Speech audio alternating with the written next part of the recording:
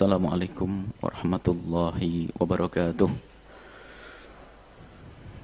Alhamdulillahi nahmaduhu subhanahu wa ta'ala hamdan yuafi ni'amahu wa yukafi'u mazidah. Ya Rabbana lakal hamdu kama yanbaghi li jalali wajhika wa 'azimi sultanika. Subhanaka la nuhsi thana'an 'alaika anta kama athnayta 'ala nafsika. Walakal hamdu wa lakal syukru 'ala dhalik. Allahumma salli wa sallim ala habibina sayyidina Muhammad wa ala alihi wa ashabihi wa tabi'ina lahum bi ihsanin ila yaumiddin. Allahumma ya Rabbana inna nas'aluka mahabbata habibika sayyidina Muhammad. A'inna ya Rabbana ala ittiba'i sunnati. Amitna ya Rabbana ala millatihi wa khashurna yawmal qiyamati ma'a zumratihi wa tahta liwa'ihi. Allahumma ya Rabbana arzuqna tabata qabla al-maut wa syahadata 'inda al-maut wal jannata ba'da al-maut. Amma ba'du. Para perindu pecinta baginda Nabi Muhammad sallallahu alaihi wasallam yang kami cintai, kami muliakan, semoga Allah senantiasa menambahkan kepada kita, ke hati kita, kecintaan kepada baginda Nabi, agar kita semakin mudah di dalam menjalankan sunnahnya, menjauhi larangannya, dan semoga dengan modal cinta itulah kita kelak akan bersama atau bersanding dengan baginda Nabi Muhammad SAW. Baik, kita masih dengan kitab Riyadhus Shalihinnya Al-Imam An-Nawawi rahimahullah ta'ala. Nafa'ana Allahu bihi wa bi ulumihi wa bi ulumi masyaikhihi wa talamidatihi fid dharain amin. Kita sudah sampai kepada babu bayani ma yajuz minal kadhibi. Pada pertemuan yang lalu kita membahas tentang dusta. Tidak diperkenankan orang berdusta.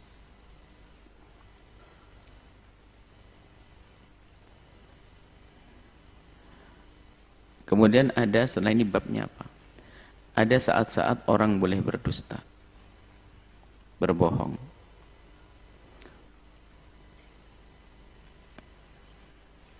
Dan ini sangat dibatasi, tidak boleh dibuka lebar-lebar.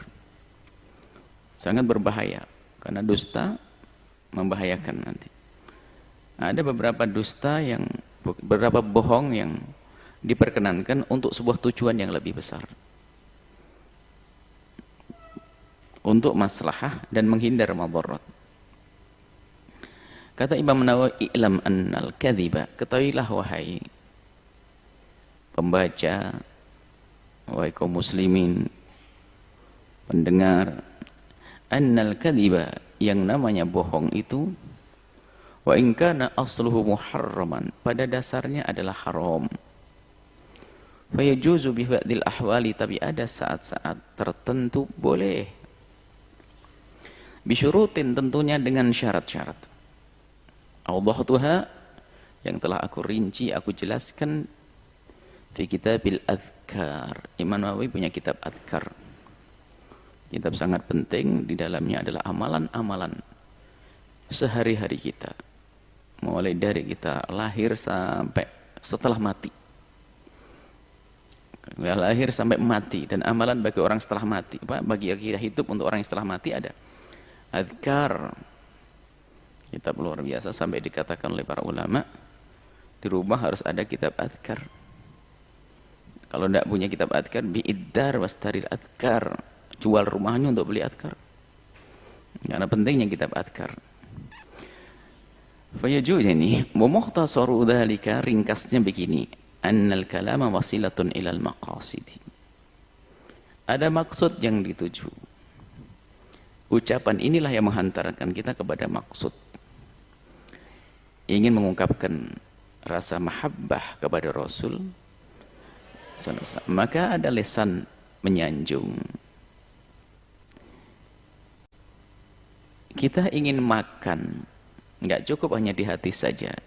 Ngomong, saya ingin makan, biar disiapin. Pergi ke toko, mau beli, diam dok, nggak bisa. Ngomong, beli apa? Maka lesa, omongan ini wasilah ilal maksud. Wa kullu maksudin mahmudin, maka setiap tujuan baik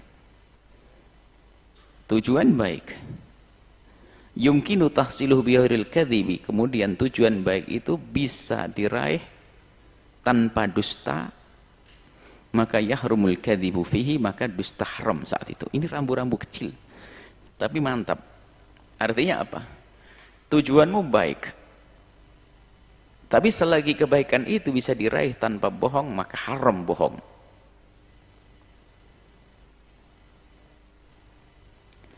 Wa ilam yumkin tahsiluhu illa bil kadhibi, akan tapi jika kebaikan tersebut tidak bisa diraih kecuali dengan berbohong, jazal kidbu. Nah, ini kepentingan baik ini maksudnya baik menurut syariat, bukan baik menurut selera kita. Wah, barang bagus, bohong saja. Oh, tidak begitu. Baik syariat, ukurannya adalah syariat. Thumma in kana tahsilu dzalikal maqsud mubahan, jika hal yang diraih tersebut adalah hal yang mubah, kanal kadhibu mubahan, maka kadzib mubah. Wa in kana wajiban, jika wajib, kanal kadhibu wajiban, maka wajib. Jika yang diraih hal yang wajib, maka berbohong wajib. Diambil contoh oleh Imam Nawawi yang paling berat. Menjaga nyawa orang muslim itu wajib. Menjaga nyawa orang muslim itu wajib.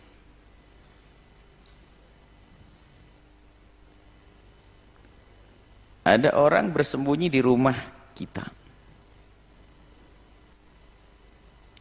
ketakutan dia. Tidak lama kemudian datang orang bawa parang. Dan orang itu berkata, apakah ada orang masuk di rumahmu? Nah ini, maka nggak boleh jujur. Ada, wah ini kita membunuh, ngajarin, menyuruh membunuh. Maka di saat seperti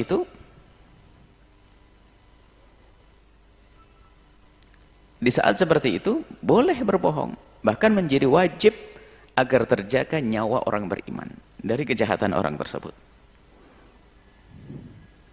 Ini untuk menghindar daripada pembunuhan.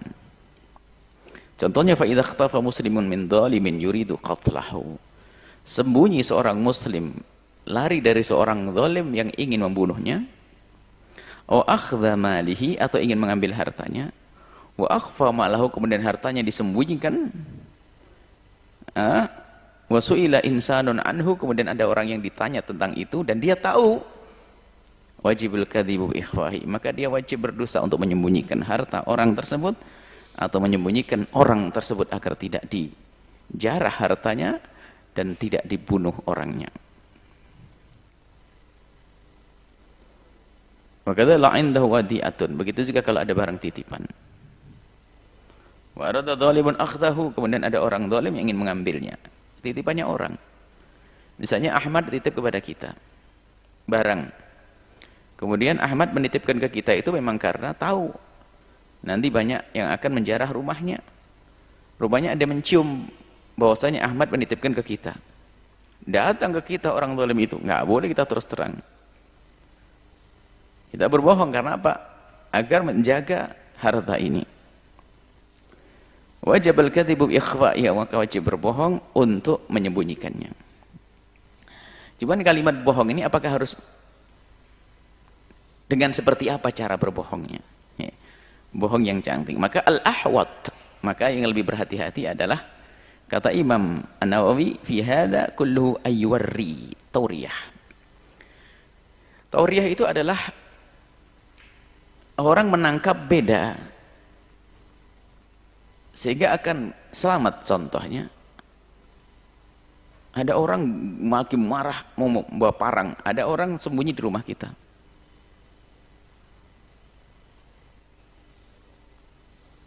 Nah, kemudian kita pakai tauriyah. Ada anak-anak saya ada di rumah kok, Pak. Oh, bukan itu. Ada orang begini. Oh, wallah alam, saya tidak tahu. Wallah alam. Wallah alam gitu. Wallah alam. Anak-anak saya ada.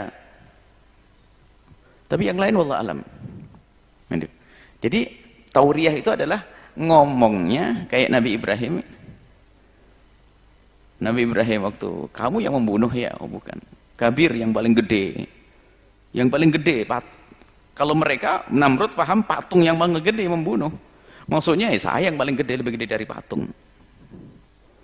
Jadi tauriyah itu adalah dengan kalimat yang akan difahami orang berbeda sehingga akan selamat sampai kepada tujuan. Jadi tauriyah itu menutupi omongannya dengan cara tidak berbohong. Ini ada ahwatnya, menghindar dari jawabannya, menghindar dari pertanyaannya, tapi hasil maksudnya ya gitu ya.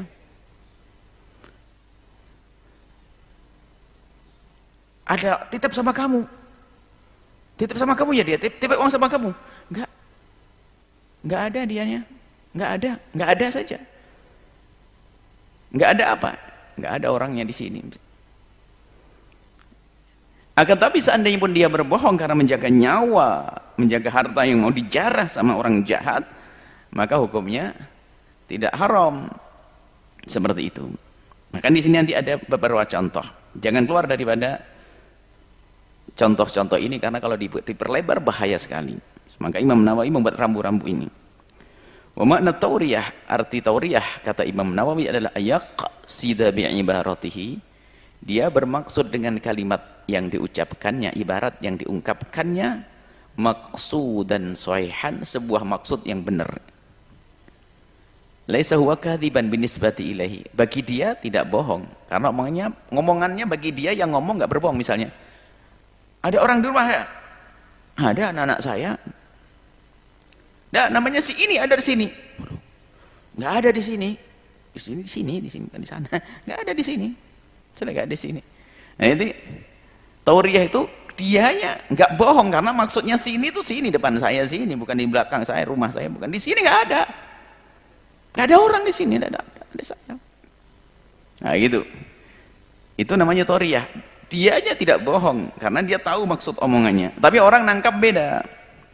Wa in kana kadiban fi hadhihi dhahiril lafzi, secara zahir lafadznya adalah berbohong. Wa binisbati ila ma yafhamuhu al mukhatabu, dari apa yang difahami oleh yang diajak bicara seolah-olah bohong. Tapi walau tarakat tauriyata, dalam keadaan seperti itu tadi, kalau seandainya dia meninggalkan tauriyah, tidak harus pakai tauriyah, tidak pakai penutup, ditutupi, wa atlaqa ibaratal kadhibi, lalu dia mengucapkan kalimat berbohong, falaysa biharamin fi hadzal hali, tidak haram dalam keadaan semacam ini. Ini jangan diperlebar hal-hal tertentu untuk menghindarkan mudarat berbohong. Tapi kalau setiap hari berbohong, ya itulah yang dicatat oleh Allah sebagai kadzaban, pendusta. Wastadallal ulama'u, dan para ulama mendatangkan hujjah-hujjah bijawazil kadhibi, tentang bolehnya berdusta fi hadzal hali, dalam keadaan ini, bi hadits Ummi Kulthum, dari hadis Ummi Kulthum radhiyallahu taala anha, semoga Allah senantiasa memberikan keridhaan kepada beliau, anha sami'at Rasulullah, beliau mendengar baginda Nabi sallallahu alaihi wasallam bersabda, yaqulu laisal kadzdzabu, bukanlah seorang pendusta, alladzi yuslih bainan nas, kalau ingin mendamaikan dua orang beriman yang berselisih, bersengketa, bermusuhan, maka kita masuk di tengah-tengahnya, maka kita membuat sebuah kebohongan, tentunya kebohongan yang tidak membahayakan, dengan catatan tidak membahayakan. Kalau kebohongan yang membahayakan untuk sebuah tujuan yang baik, nggak ada. Kebohongannya secara zat itu tidak ada membahayakan, tapi membuahkan kebaikan. Contoh, dua orang yang berselisih,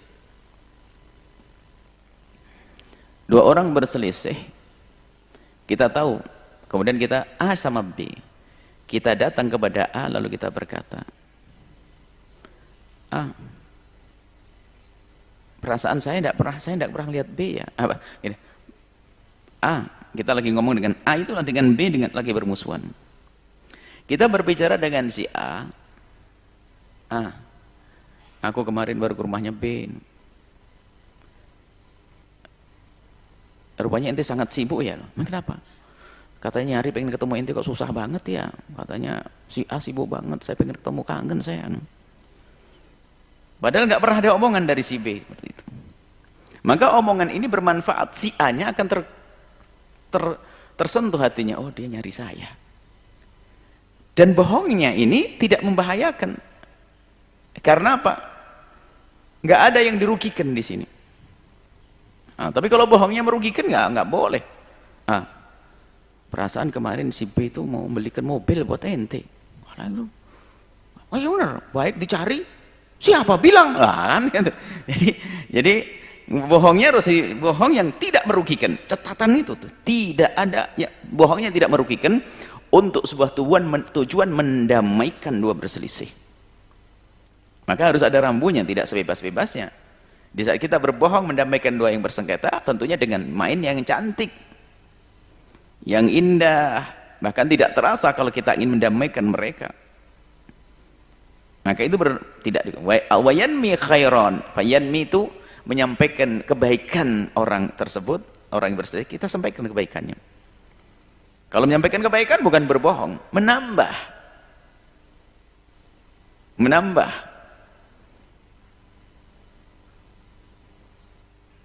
Nah, jadi seperti itu. Menambah misalnya, ya kita tambah hadiah, misalnya si B itu hanya sekedar basa-basi lebaran, nggak enak kalau nggak ngirim hadiah. Kalau saya kenal lama, cuman dikirim hanya salah kadarnya. Cuman karena kita pengen merindukan apa? Merindukan mereka bertemu, ya kita ambil foto-foto kebersamaannya dulu. Kemudian dikasih tambahan hadiah yang lebih berharga, dimasukkan di dalamnya, ya terus ada kalimat-kalimatnya, terima kasih atas segala kebaikanmu di masa-masa yang lalu, dan Allah tidak akan lupa, dan maafkan atas kesalahan saya, misalnya begitu. Ini tambahan sudah, padahal dari pihak B-nya nggak ada begitu-begitu. Kita tambah, jadi kita menambah kebaikan. Ini bohong ya, bukan dari dia, tapi kita nisbatkan, tapi tidak merugikan. Oh yaqulu khairan, atau ngomong menisbatkan kalimat kebaikan kepada si B agar si A tidak marah. Begitu di saat kita ketemu B juga sama. Akhirnya kita pasang, kita sambungkan begini. Akhirnya semuanya saling mengintai yang baik. Wah, kalau begitu saya mau ke sana dulu deh. B-nya begitu, saya ke sana dulu. Makanya jadi juru damai itu luar biasa. Besar begitu pentingnya jadi juru damai sampai nanti pada bab lain, bab zakah. Orang kalau menjadi juru damai itu boleh mendapatkan dari duit zakat kalau dia menghabiskan hartanya untuk mendamaikan orang. Sampai boleh setelah itu. Misalnya seorang kaya raya melihat persengketaan satu kampung dengan kampung itu gede banget. Dihabiskan hartanya untuk mendamaikan ini semuanya. Setelah habis dia boleh mendapatkan zakat. Jadi tujuan akan dihabiskan, besoknya ngambil zakat boleh langsung. Nah, seperti itu. Jadi untuk mendamaikan adalah luar biasa keutamaannya. Sampai boleh berbohong. Begitu pentingnya perdamaian. Begitu sebaliknya busuknya sang pengadu domba yang sudah kita bahas pada pertemuan yang lalu. Tidak ngomong kecuali membuat orang bermusuhan. Ini ada nasib model-model manusia semacam itu. Omongannya membuat orang berselisih faham. Omongannya menjadikan orang menjadi bermusuhan. Omongannya menjadikan orang bersengketa. Zada Muslim fi riwayatin qalat Ummu Kulthum, berkata Sayyidah Ummul Kulthum, "Walam asma'hu," dan aku tidak mendengar baginda Nabi yurakhishu fi syai'in, memperkenankan sesuatu mimma yaqulun nasu, dari apa yang dikatakan manusia dari kebohongan, maksudnya illa fi thalathin, kecuali 3. Al-harbu, perang. Dalam perang khida'ah. Dalam perang tipu menipu. Siasat, seolah-olah lari ke kanan tapi belok kiri. Membuat tanda-tanda seolah-olah pasukan kita muncul dari sana atau yang muncul dari sini. Siasat, mengelabui lawan dalam peperangan. Seperti itu. Wa islahu bainan nasi, mendamaikan dua bersengketa, manusia yang bersengketa. Yang ketiga, hadithur rajuli imra'atahu wa hadithul mar'ati zawjaha. Suami ngomong kepada istri, rayuan gombal. Suami ngomong ke istri, istri ngomong ke suami. Bagiku engkau segala-galanya.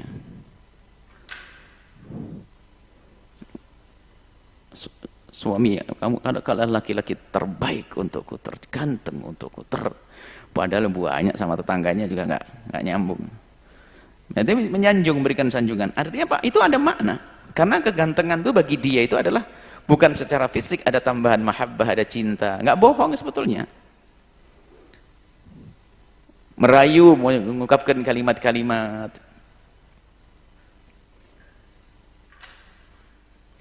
Bahkan mungkin di hatinya tidak seberapa besar, dia bisa mengungkapkan, menambahkan ungkapan-ungkapan seperti itu. Ucapkan kalimat-kalimat yang menyenangkan pasangan, kerinduan, cinta, sanjungan. Nah, seperti itu. Itu diperkenankan biarpun sebetulnya nggak ada di dalam hatinya. Cuman karena dia orang ngerti kebaikan, soleh, dia bisa.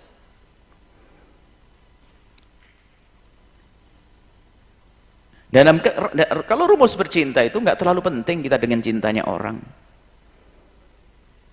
Yang penting kita punya cinta, kan begitu. Seandainya pasangan kita berbohong, ya dia sendiri yang nggak enak. Yang penting dengan omongannya dia yang indah, aku semakin cinta, maka dengan aku semakin cinta, aku semakin indah. Tapi dengan kalimat yang indah yang diungkapkan pun menjadikan reaksi dari pasangannya semakin indah, muncul cinta. Akhirnya cinta beneran. Padahal dia dinikahkan sama orang tuanya, dia belum senang betul sama suaminya. Cuman karena dia seorang wanita yang pinter, solehah, ya dia setiap saat ngomong sama suaminya, I love you, bang. Aku dulu belajar bahasa Inggris, cuman lupa semuanya. Yang aku ingat hanya I love you, bang. Wah, gitu dong. Itu suaminya kan akhirnya tergoda, terpesona begitu. Reaksi baik akhirnya muncul cinta dari anak gadis yang semula tidak cinta, muncul cinta. Dia ngerti syariat, dia berbohong mengucapkan kalimat itu padahal dia belum cinta, mungkin enak dia, cuman karena dia tahu syariat, aku akan berbohong demi kebaikan agar dapat ridho Allah, nyenengkan suamiku, aku akan maksimal melayani suamiku dengan apapun bentuknya. Cuman karena dia dengan cara yang baik, Allah maha tahu, akan Allah titipkan cinta di hatinya. Kalau Allah titipkan cinta, dia senang. Nah, ini dalam bercinta itu nggak penting, artinya yang kita pikirkan tuh cinta kita itu loh. Kalau kita duduk dengan orang yang tidak kita cinta, capek. Kalau kita mencintai orang biarpun dia tidak cinta, ya nggak ada masalah, urusanku, aku mencintai. Kata Imam Syafi'i, wa aktsaran nasu fin nisa'i wa qalu inna hubban nisa'i jahdul bala'i. Orang-orang pada ngomong di luar sana, katanya kalau mencintai perempuan itu malah petaka. Kata Imam Syafi'i menjawab, walaysa hubbun nisa'i jahda walakin qurbu man la tuhibbu jahdul bala'i. Tidak, mencintai wanita dengan cara yang benar adalah bukan malapetaka. Akan tapi malapetaka adalah kalau kamu duduk dengan orang yang kamu tidak cinta. Nah, ini capek. Makanya rugi kalau tiba-tiba dengan suami mencari sebab dia tidak mencintai, rugi dia. Semakin hilang itu cinta, capek. Sudah begitu setiap tahun hamil lagi. Mending kita memupuk cinta itu, mencari sebab cinta, maka kita bereaksi yang baik kepada pasangan, akan membuahkan reaksi yang baik, terus akan ada keindahan, maka akan muncul cinta itu. Kalau kita dengan marah, dengan terus protes terus panjang waktu, tidak akan tumbuh itu cinta.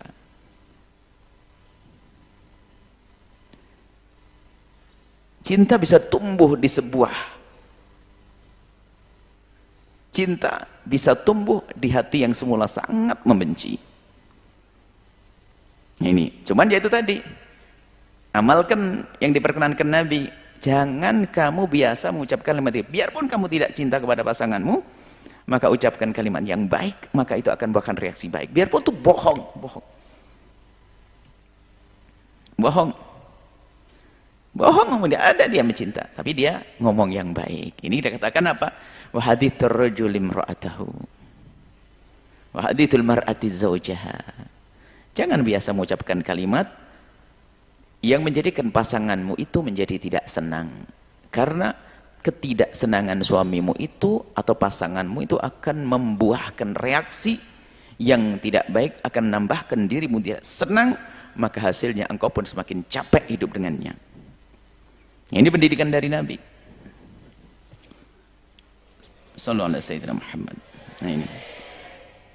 Baik, ini adalah hal-hal yang diperkenankan untuk berbohong, jangan diperlebar kemana, dikit-dikit bohong. Ada sebagian kelompok ngaku Islam, akan tapi kebohongan adalah menjadi ciri khasnya, nggak boleh. Dengan bahasa namanya taqiyah dan sebagainya, tidak, harus ada batasannya. Ada lagi hal lain lagi yang kita tidak boleh berterus terang, tanpa harus berbohong. Bahkan kadang pun harus berbohong jika yang bertanya adalah kalau dia seharusnya tidak boleh tahu tentang hal itu. Mohon maaf, jika ada orang punya aib masa lalu yang buruk, pernah terpeleset dalam kehinaan zina, punya judi ya, dan sebagainya, maka justru adabnya kepada Allah adalah agar dia tidak cerita tentang itu semuanya kepada siapapun dari bangsa manusia.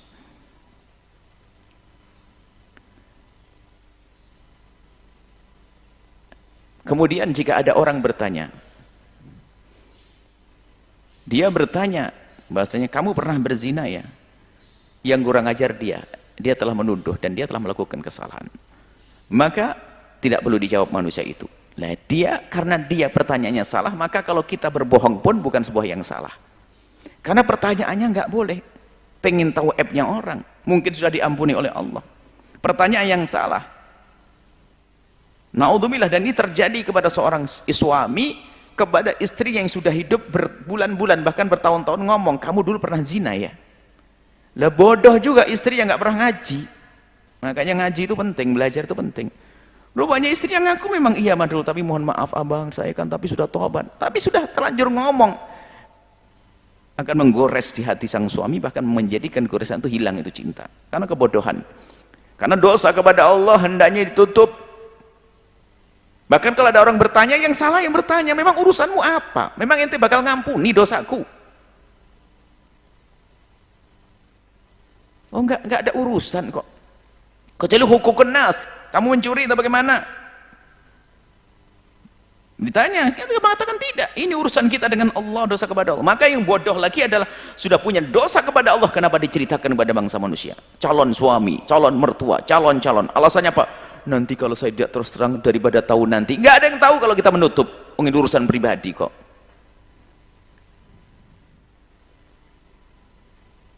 Kullu ummati muhafa. Umatku itu semuanya aman-aman, kata baginda Nabi. Illal mujahirun, kecuali mereka yang terang-terangan. Dalam riwayat masalah zina. Zina di malam hari, ceritanya di siang hari, kebodohan dia. Yang punya masa lalu, khususnya yang punya tobat, harus punya ilmu ini. Jangan ceritakan kepada siapapun dari bangsa manusia. Jangan ceritakan kepada siapapun dari bangsa manusia. Kecuali karena permasalahannya sangat berat. Harus naudzubillah ya, harus diselesaikan. Karena mungkin karena tidak punya ilmu. Mohon maaf, naudzubillah, hari ini hari yang luar biasa. Mengerikan, mungkin terlanjur zina, kemudian sampai ada kandungan dan sebagainya. Mungkin dia tidak bisa menyelesaikan, dia harus bercerita. Tapi ya harus bercerita kepada orang yang bakal menyelesaikan permasalahannya. Dan yang diceritai, ente sebagai ustadz nggak boleh cerita kepada siapapun, karena apa? Itu amanat antara kita dengan Allah. Itu. Ini kita tambahkan masalah ini karena penting sekali, karena banyak kita menemukan kebodohan-kebodohan, mau menikah terus terang. Bahkan pernah suatu ketika sudah 6 bulan dalam hidup bahagia, rupanya karena melihat suaminya sangat baik, dia tersanjung. Tiba-tiba nangis di pangkuan sang suami. Saya merasa sedih bang. Kenapa? Aku merasa bersalah terus selama ini. Aku lihat abang sangat baik sekali. Makasih. Kamu juga baik kok istriku. Kamu soleha. Memang soleha istrinya. Sholat, tahajud ini. Tapi bang, selalu saya dihantui oleh kebohongan saya. Bohong apa? Tapi abang mau nerima saya kan apa adaku. Iya dong, kamu istriku. Kenapa? Bener bang, abang terima saya. Iya terima, gimana tidak terima kamu istri saya kok. Memaksa abang, maafin saya bang. Iya, enggak apa, kamu baik kok, kamu soleha. Bener bang, sampai megang tangan suaminya di pangkuannya. Abang bisa nerima saya. Loh gimana sih kamu? Kamu kan istri saya. Akhirnya, karena kebodohannya makanya bodoh. Kalau enggak pernah ngaji ya begitu. Bang, akhirnya kita, kenapa sih dek? Abang sangat baik dengan saya merasa bersalah kalau ini aku sembunyikan. Makanya apa sih? Ada apa? Bang, dulu waktu saya masih SMA, saya pernah punya kawan, tapi abang maafin saya. Iya, saya maafin. Kenapa? Saya punya kawan dekat hingga kedekatan saya berlebihan. Terus, sampai saya melakukan sesuatu. Sang suami merasa kayak disambar petir begitu, dia bengong, menangis, dan istrinya juga menangis. Kemudian setelah itu dilihat sang istri, seketika itu juga sang suami berkata, mulai hari ini juga kamu aku cerai.